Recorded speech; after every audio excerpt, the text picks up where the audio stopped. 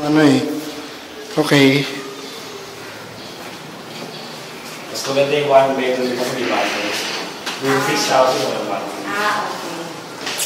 Ito yung 7,000. So, ito na yung bedroom.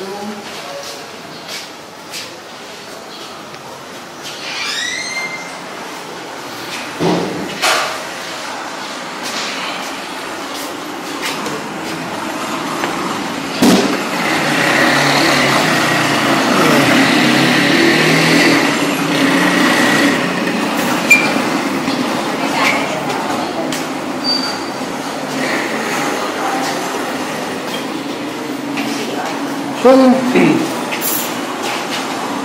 CR.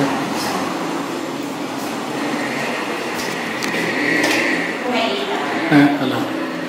Ay, madilim. Hindi nakakita. Okay. Itong wala ka, Oo. Pwede na. madami ba silang namin? Siguro. Yung next level dito, ilang square? 2 bedrooms na. 2 bedrooms yung next? Okay. Wala kayong one bedroom na mas malaki. Wala na. Mas malaki. Yan ako lang ha. Make sure na. Na one bedroom. Yung 2 bedrooms sa ilang square meters? 30. 30. Magkano pa pa? Sa ngayon, available namin is 10,500 with association use na yun sa association. So, lumalabas na limit, mas 8,500. Okay. So, meron ba silang 2 bedrooms, 10,500. Pero may association na yun. Okay. So, parang babayaran na nila 10,500 sa current parking. It plus 30 square meters. 10,500. Sige.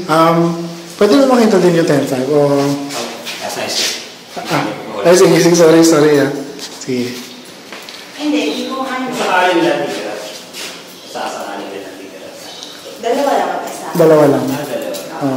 Mas malaki ko sa kanila. Malaki. Kaya baka maliitan naman sila sa ganito. Baka din. Kasi doon, nadagdagan ng isang bedroom rin.